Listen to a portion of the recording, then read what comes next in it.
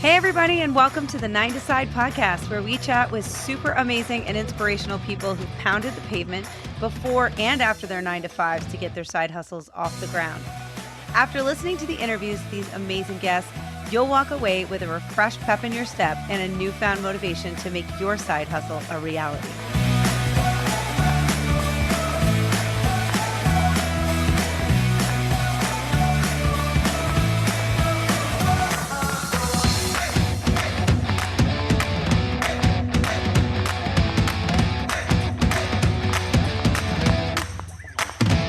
Hey, everybody, and welcome to Season 1, Episode 14. I think I have the timing right this time, but it's spring, which is my favorite time because I feel like I reemerge from my deep, deep, dark depression of the winter and start to go back out into society and feel normal again because there's sunshine. It's great.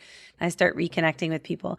But I feel like this spring is like even more kind of a reemergence as things get back to whatever we're calling normal these days, but people are starting to, go back to doing the things they used to do and connect with people outside of, Zoom calls and other things.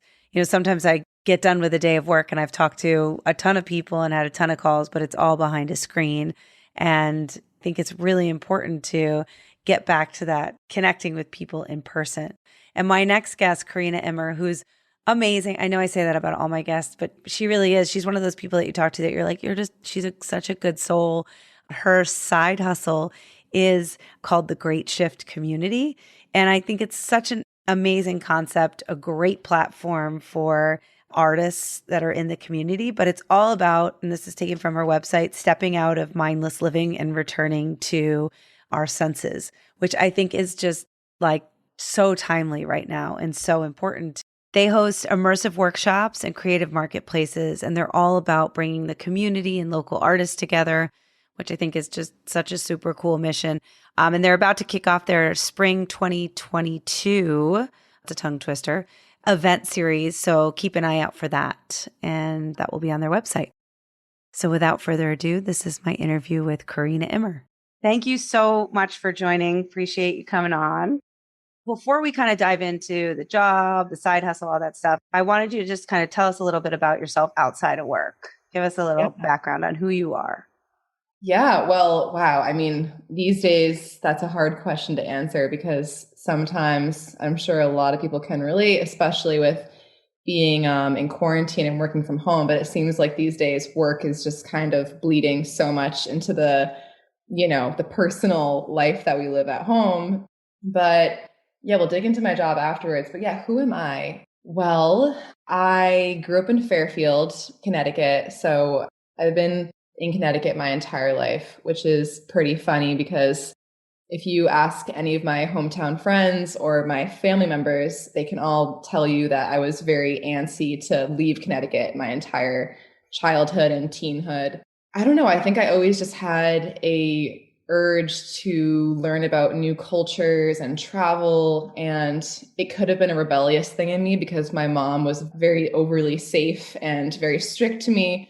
Very good parent, great upbringing, but definitely very strict. And so as kids do in their pendulum manner, I think I kind of wanted to flee the scene and do some adventuring and whatnot. So I began to build interests when I was in middle school in very different things. My first volunteering / internship opportunity when I was in 7th grade or 8th grade was at the Beardsley Zoo in Bridgeport, and I worked as a zoo intern. I've always really liked sharing stories and sharing facts and communicating with the community in that manner. But I think that was kind of the beginning of this worldly fire that I had inside me.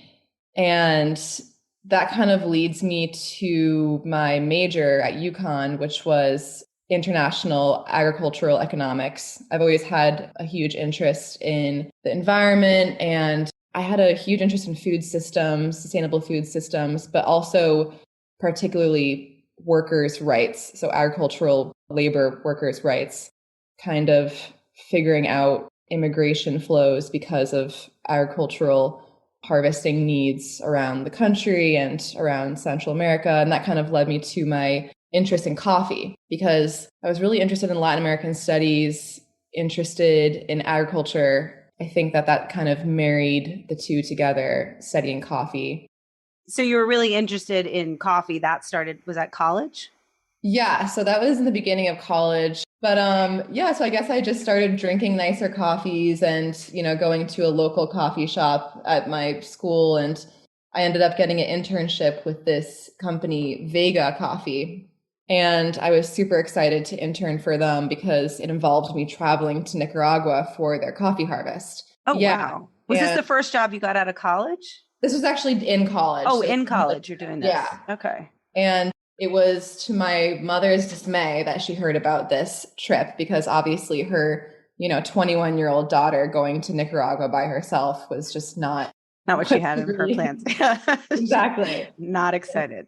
Exactly. So I ended up still going. I brought a family friend with me. We had a really interesting time, a great adventure. And yeah, I think that trip is when I really found my love for literally just hearing people's stories and being an observer of the world. And very similar to what you said earlier, why you love, doing this podcast, because you just love hearing people's stories. And I think I can relate to that because the reason why I've been interested working in coffee is because there's so much to tell in regards to the stories of farmers around the world and the communities that their entire livelihood is based around producing coffee. So that was a very inspiring trip to me, and that kind of led me into this headspace where I'm like, wow, maybe I can find a job in the coffee industry where I'm fulfilling these everyday corporate needs and paying the bills, but maybe I can also do this storytelling and, tell the stories of farmers and help advocate for them and help increase wages paid back to them,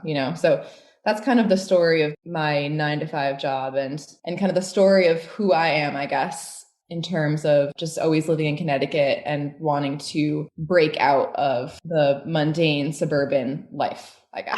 I can relate to that because I grew up here. I feel like Connecticut's like a boomerang. You think you're leaving and then you just like it draws, I don't know, you end up coming back. Like you are boomerang to Connecticut because I did leave.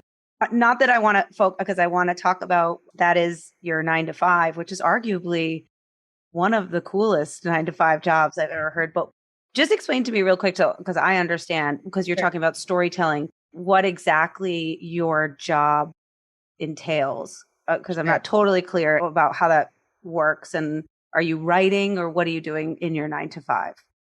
Yeah. So my job involves literally importing green coffee from, let's say, Colombia, from a farmer in Colombia to the United States, where the coffee is then stored in a warehouse. But okay, so tell us now, let's talk about your side hustle. So give me a little basically elevator pitch of kind of if someone was asking you what your side hustle is, tell us what that is. And then I want to get into the background of kind of what was the inspiration behind you starting it, what led you to that. So tell us a little bit, what is your side hustle? Of course. So my side hustle is Great Shift. So Great Shift offers immersive workshops for the creative curious, as I like to say, and marketplaces, which provide locally grown provisions and handmade goods for the community. So kind of like sourced within the community for the community. So there's kind of the two pillars, which is the workshop side of it, where there is a guest artist, maker, craftsperson. It's really free form. And I guess Great Shift isn't really meant to be like, okay, like join the community and go to every single workshop and be like a member almost. You can if you want, but my goal is that someone can attend one workshop and be inspired enough that does a butterfly effect on their life. My next question would just be sort of what inspired you to sort of to start a side hustle when it seems to me like you have kind of like a job that it speaks to some creative aspects. You're connecting with people, you're storytelling, you're doing a lot of the things that it sounds like you're interested in. So what was the reason how did you come up with the idea and like why? Right. So I think that we're still in COVID, but the beginning of COVID and the more intense periods of lockdown, because obviously there was a lot of, layoffs as well last year. But basically, I was in the same situation. I was at home, and I think that the lockdown just brought a certain level of blues. But yeah, I just kind of had a realization that even though the job that I described to you of, working in coffee importing sounds so magical, and believe me, that's why I started working in coffee, because it did seem so magical to me too. So the reason why I created Great Shift was because I saw a need for it in my community. And I think that in the cities, there are a lot of community art programs and a lot of groups that may be alike to Great Shift. But I really saw people just kind of living life mindlessly around me. And the only source of community that people would have would be getting together and drinking. Yeah. But it just kind of made me feel sad that that was the only means of connection. I wanted to build a space in my community for young people, older people, whoever, to come together and really challenge one another and teach one another. So many of my girlfriends that are really talented artists that I would hang out with, and I would see them create and write and make pottery and paint and forage and farm beautiful produce. Yeah, it was kind of an experiment, and all my friends and I just put it on together. I organized it, and yeah, it ended up being a huge success. And that was kind of the test. And now we have more workshops planned, and it's all kind of happening. So and that's great. I've seen your stuff, that the events that you have going on, and then the marketplace as well. So I know you mentioned there's two sides of the business. So you got started, you contacted your friend, you had a vision for this. Is the marketplace kind of tied to, you have a guest artist, people come in for that, and then is the idea that they also stay, and the marketplace is for artists? Can any artist come in and sell their goods and things? How does that work? Right. So I also must quickly mention my business partner. Her name is Barbara Slaine, and I'll do a quick aside and then lead into your question because it relates. But she runs a wellness center at her place called Life Balance. It's kind of like a wellness platform and wellness center. And she basically has a plethora of friends and connections who are very well versed in various forms of alternative healing, holistic health. She just asked me how I was doing, how my job was doing. And I was like, you know what, Barbara, I don't know if I'm really incredibly happy right now. And I think that I need something else in my life right now. And I told her about the Great Shift idea in a very messy manner, kind of, telling her kind of what I'm hoping to achieve. And she said, you know what, you should come over here next week and let's have a meeting and let's make it happen. I want to help you make this happen. And if it wasn't for her, seriously, I don't know if I would have launched all these first events and the website and everything. So I kind of call her my co-founder, and she's been hosting all the events at her property in Waccabuc. Well, that's what I was going to ask. When you mentioned communities, my question was, you explained how you got started, but is your community, are you really focusing on the New York area and Reading? Right. I'm assuming that's close to where you host the events, is kind of close to where you live. So that's your kind of target audience. So when you set it up and she was like, let's go for it, what was the first thing that you, what were some of the first steps? Kind of tell me about what you did. How did you kind of put it together, lay out what it was going to be? How did you get people to come? Right. What did that look like? Yeah, of course. So it's honestly a little bit out of my direct community, but Barbara's property backs up to a nature preserve called Pinecraft Meadow Preserve.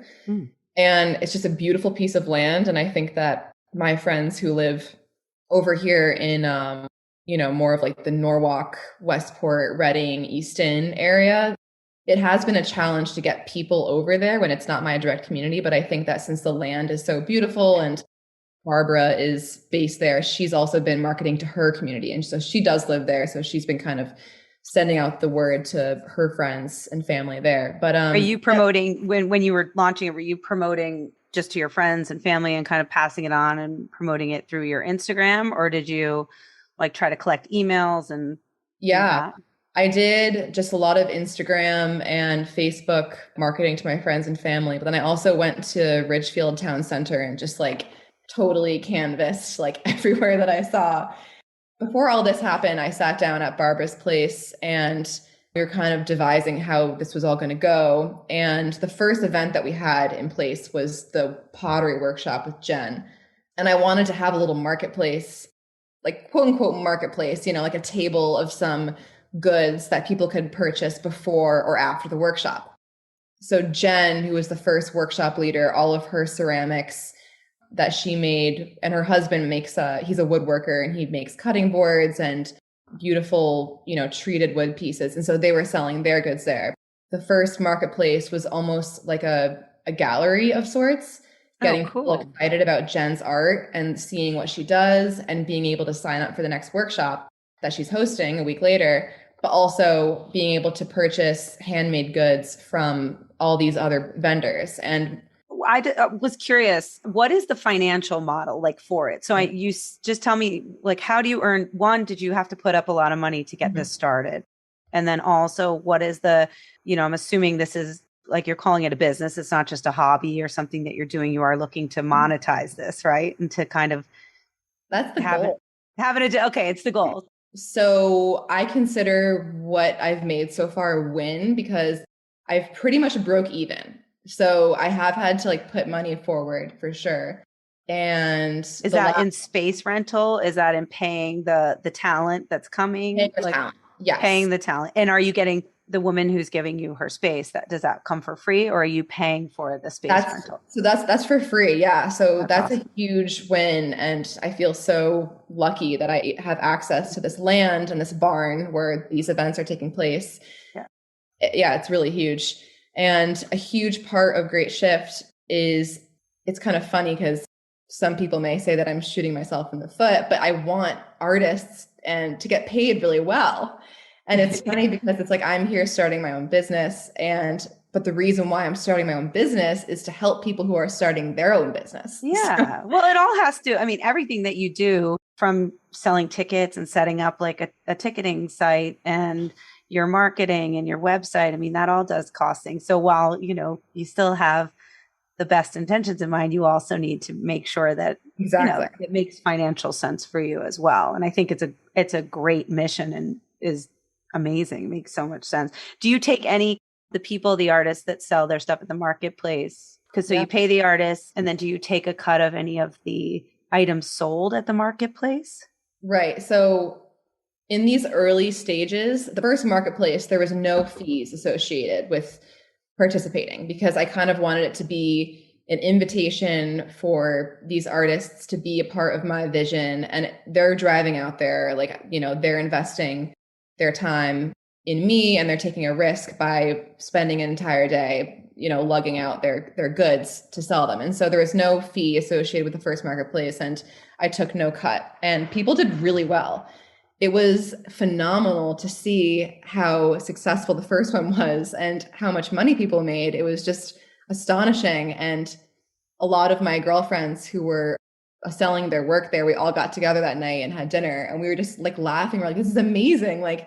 People are inspired and they're supporting. It's great. Are these people who are full-time artists, or are these people who you feel like are so talented, are doing this stuff on the side, and now they're coming and they're kind of selling their talents, but this isn't they also have 9 to 5. So it's a mix. It's a mix. Okay. Yeah. So my friend Jen, she's a Montessori teacher.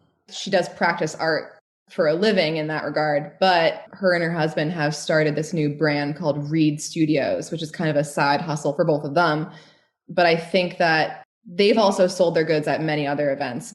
And that was the most fulfilling moment for me, to see that light bulb go off, because that's exactly why I'm doing the marketplace aspect, because people are becoming inspired and they're seeing the actual possibility of their dream becoming it's so reality. Cool. I love hearing that. I guess my next question, it's very labor intensive though for you, right? Because it's not something you're doing online. It's a physical event that you're producing. You're booking people to come in, and that involves planning. There's a lot of aspects to it that are take a lot of work. So in terms of, it's just you right now, right? Is there anybody else besides your friend, Jen, or your business partner? Oh, Barbara. Yeah. So Barbara and I, it's Barbara's land, and she helps me advertise the event to her community. Mm-hmm. So yeah, she helps me with the initial setting up of the event and any logistics of the land and the facilities and advertising the event.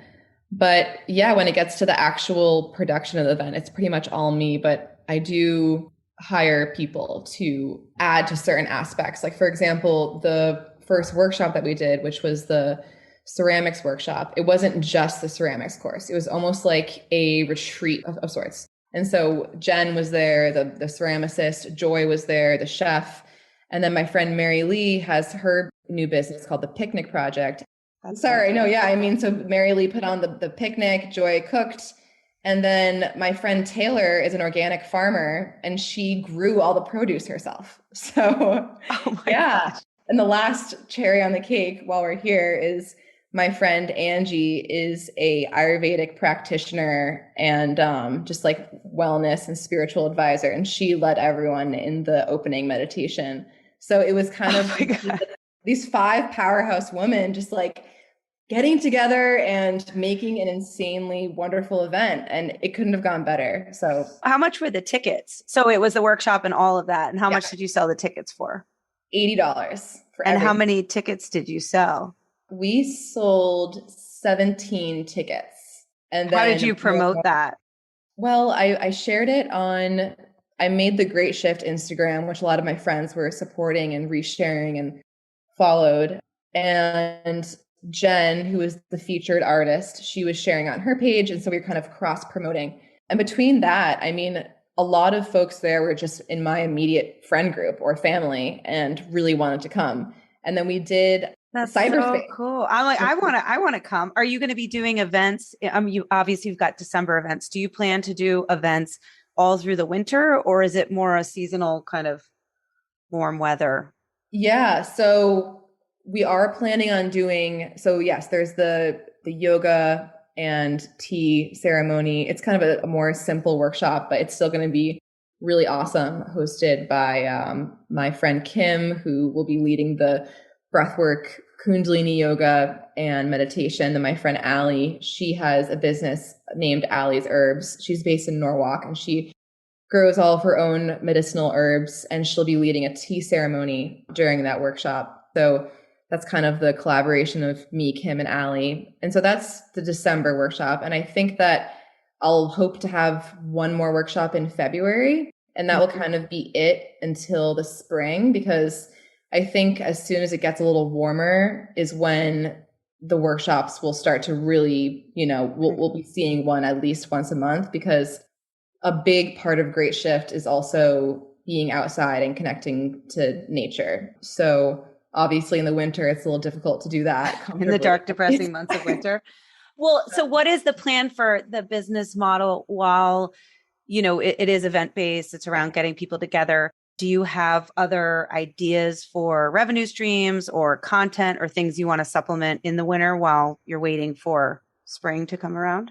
Yes, great question. So basically, a big part that I kind of briefly touched upon before about Great Shift is the storytelling. So I did a interview or an Instagram live with Jen, the ceramicist, before her workshop to kind of promote her to my followers and have people tune in to me asking her questions about her art, getting to know her, doing a tour of her studio. And that was really only meant to promote the workshop. But as I was interviewing her, and I've never really interviewed people in a professional setting before. It was more just a conversation between a good friend. But there was so much that I learned about her and about her art that I did not know before. And I completely forgot that I was doing an Instagram live when I was talking to her. And I think that's a very good sign. Yeah. I was so just inspired by the stories of her art and what her inspirations were, and all these beautiful biological and historical references that she incorporates into her pottery. And I was like, oh my gosh, I want to write about this. And the reason why I'm sharing that with you is because I did end up writing a kind of an article that I haven't shared yet about Jen from that interview. And so I think that the next component of Great Shift that will be coming through the pipeline this winter, while there's no, less workshops, is kind of a blog page of, sharing the stories of these artists and collaborators and craftspeople. And yeah. I love that idea. I mean, I think it's great to highlight these people. Do you feel like you are, in terms of what you want to see for the next year or the future of Great Shift, do you want to expand it out beyond this community? I mean, I know you're limited by geography because you're doing physical events, but do you see taking this and like kind of moving it around your model and hiring people to do it in other communities? Is what's the next steps for Great Shift? So I think the community aspect of Great Shift and the local community aspect of Great Shift is very important to me. That's a big part of Great Shift. I want to show people that you can learn crafts and arts from your neighbors, but also at the marketplace, you can get staples, things that you need, not only artwork, but you can get your pottery, you can buy tea, you can buy fresh flowers, all from your neighbors. And this is the idea of buy local is people talk about it all the time. It's an exhausted term, but I think that it's not authentically exhibited. So I think that I do want to keep Great Shift very authentic in the sense that I want to be familiar with the community that it is taking place in, at least for the time being. But my best friend Julia does live in LA, and she has been telling me you should come out here and run a workshop out here and I'll help you. And I'm like, actually, that would be pretty cool because I feel like in her friend group, there's a few cool women that I would love for them to run a workshop, and I would love to curate it and put it together. Obviously, doing that from the other coast could be a little difficult, but if we're talking like a year down the line when I've nailed down a really seamless process over here, I would love to bring that to a community that is not completely strange to me, but maybe that I have a best friend or family member there that we can kind of collaborate with, someone I can trust, and we could work together there. But I think that that's the kind of in-person answer to that. But in the terms of my website and sharing my stories and interviews, I want that to continue growing, endlessly. I would love if people in different countries were reading what I'm posting and, getting involved in that manner. And I would love to interview other artists, across the world eventually. It doesn't need to just be in my community. So that's kind of the online piece. Yeah, well, the Great Shift, I mean, it's like a movement kind of what you're working on. So I think that all sounds great. In terms of the artist will always be local, right? You're not going to bring in anybody in a community, you wouldn't bring in somebody else from LA to come to your community to be featured in the marketplace or run a workshop. No. I mean, I think that's when it gets interesting, because in terms of the marketplace, it would be really cool to have that be very community centric. But for the workshops, when an artist is coming in to share their craft with folks and the goal is to inspire people, I think that reaching outward to different communities is so important. And I've already started conversations with a few folks, a few from New York City, which isn't too far away, but I have spoken to some other folks in other states that, just kind of asking how much it would cost to fly them in and have them come and host a workshop. And I'll keep those names quiet so they can be a surprise. Yes. I'm going to manifest that. I'll make it happen. But I'm definitely not going to limit the workshop talent to just local. That makes sense. And then I just have like two more questions. I was going to ask, is there something, and there might already be something that exists, but a central place for like a central website or online community for artists, like what you're doing? Because I could see you, if you're connecting people and you're writing about stuff and your website becomes kind of like community that's viewed worldwide. Is there something like that exists already, or is this unique? So my brother, Reed, he's a really great resource because he's a really talented marketing guy, and he's my biggest critic, which I love about him. But we definitely, sometimes he'll send me a message randomly and be like, Karina, this line on your website does not make sense. But then, I'll argue it at first, but then I'll be like, he was kind of right. Yeah. So he's been asking me the same question, like what other platforms have you seen that are similar to Great Shift? And to be completely honest, when I started Great Shift, this was the only project that I had known of that was similar. Since then, people have been sending me links to similar projects from their friends in different states. And there's a bunch of like artists collectives in, various cities around the country where, there is a building involved, an actual store, maybe a gallery where you can buy like a month membership and be involved in all these craft experiences and whatnot. There's like a women's art collective in New Haven, Connecticut that looks really interesting, but that has are like the featured artists all the time. They're like in-house artists that are right. Whereas Great Shift is completely externally sourced talent. I'm not the talent. I'm just bringing people together. People aren't really like working internally with me. So long story short, I haven't really come across anything that has the workshop and marketplace externally sourced talent model. Yeah, but I'm sure it's out there. Well, it's also what's unique is you and your ability to tell stories and bring people together, and just a platform to basically showcase these people. And showcasing them you can do from anywhere, like what you're talking about doing over the winter, which is great. I mean, that doesn't have to be a physical event, because I think there are certain side hustles that are easier than others. They're all hard. They all take a certain amount of passion, but how are you juggling doing an event-based side hustle with your 9 to 5? When do you work on it? How do you do that? Wow, what a question.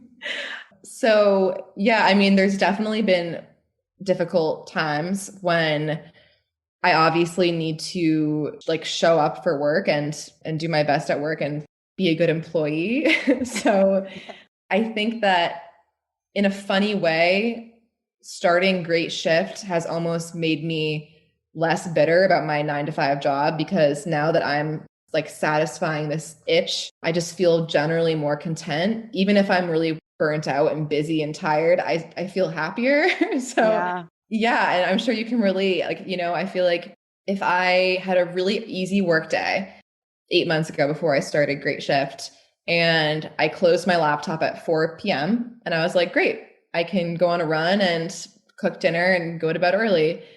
There was just something that was a little depressing about that, whereas nowadays maybe I'll be working until 5 or 6, or if it's busy season, maybe 8, 9, or 10, and then doing some logistics or booking people for a Great Shift. And then I'm up until 1 and it's got to wake up at 8 a.m. for work, and I think that being able to work remotely is kind of like how I'm able to do this right now, I think, because I can literally shut my laptop when I'm done at work and then open up my personal laptop literally right next to each other and start working on the side hustle.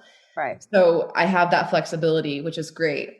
And yeah, I think that it's all about managing, keeping space for my personal time and watching good movies and exercising and hiking and hanging out with friends and not having it all be work. But the great thing about doing something that you love is that it doesn't really feel like work all the time. Like maybe I'll be finishing up my 9 to 5 day of work, and then I'll open up a beer and sit at my desk and kind of scheme up my next workshop, and it feels fun. So yeah. I think that's the great part about it.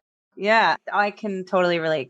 You can get really burnt out, but if you have something that feels like it's your own corner of the world and you're creating something, it does add a level of contentment, and it gives you like an extra energy to do it when you're off hours or whatever it might be. So I guess my 2 last questions. The last one is just, what would you say to people who want to, I know you've given a lot of tips along the way, but what would you say to people who would want to start like a side hustle similar to yours, or any side hustle in general? It doesn't have to be 5 tips, but just like a couple tips that you can think of that have been helpful to you in getting this whole thing started. Right. So I'll answer that with someone who gave me a very helpful tip to help me get this all started, which was my boyfriend, Rick, who is the younger brother of Amy, who connected us. So he's a musician, and his band is finally taking off. In the last 2 years, it's really been taking off, but that didn't come without, 5 or 6 years of just grueling hard work, showing up to bars to play a show in the middle of Ohio and no one shows up. And, you drove 10 hours to get out there, and just that feeling of what am I doing right now? So obviously the grit, and just if you believe in something enough, it will eventually come. That's one thing. But another thing that he shared with me when I was starting this all up was to not be such a perfectionist, because I think that usually since I do come from a corporate background, I do have this perfectionist attitude where I'll hammer away at one Instagram post caption and be like, oh, does this make sense? Does this land? Do you understand what I'm trying to say here on the Great Shift page? And he's like, just post it, like let it come from your heart. Because if you spend too much time perfecting a 3-sentence Instagram post about your company, nothing really is ever going to happen, because that's just one tiny thing, Like, what are you doing if you're beating yourself up about a few words? So I've kind of taught myself to put my work out, even if it's not absolutely perfect, and let it come from my heart. And there's been some awkward moments along the way, but I think that ultimately, if I didn't do that, I wouldn't be where I was. It's almost like I put the cart before the horse. Yeah. It was a good thing, because if I didn't just get it moving and gain the momentum, I don't think I would be where I am right now. And now I'm at this place where I have a following, I have a decent following, and I've hosted 3 events now. And now I'm able to kind of hone in and figure out what I need to tweak to perfect it. But now I have this momentum, so I'm able to take that time to perfect. But I guess the advice I'd give to someone is, when you're in that initial stage, if you're thinking and writing and creating from your heart, nothing can go wrong. And to not overthink it too much, because what you're doing is your passion after all. So the passion doesn't really need to be milled over 101 times. That's such great. I love that tip. I think it's so true. I've experienced that myself. I think I get like analysis paralysis over something, and then and then it actually feels not authentic. Like I feel like I'll overthink something, and then if I just do it, then the next one becomes easier and easier. And I love that tip. So that's great. Well, thank you so much. This is amazing. I think lastly, just tell everybody where they can find you online, on the interwebs, where's all your stuff. Yeah, so you can find us on Instagram at Great Shift Workshop, all one word. And yeah, the just Great Shift singular wasn't available. So it's Great Shift Workshop. And then our website is greatshift.lyphe. Oh, cool. So, yeah, that was another funny thing, because I was buying the domain, and the only one available was .life. And I'm like, that's pretty intense, but you know what? Let's go for it. I love it. I've never even heard of, I didn't even know that was a thing, but I think that's really cool. Yeah. So that's another thing that I could have, wasted a lot of time overthinking, but I just went for it. I love it. Yeah. Awesome. So that's the website, and that is the Instagram. And then we're also on Facebook, just at Great Shift. You can find us there. And that's pretty much it. And all our contact information, email and phone number, is on all those platforms. So, Awesome. yeah. Well, thank you so much. It was a pleasure talking to you. I really appreciate it.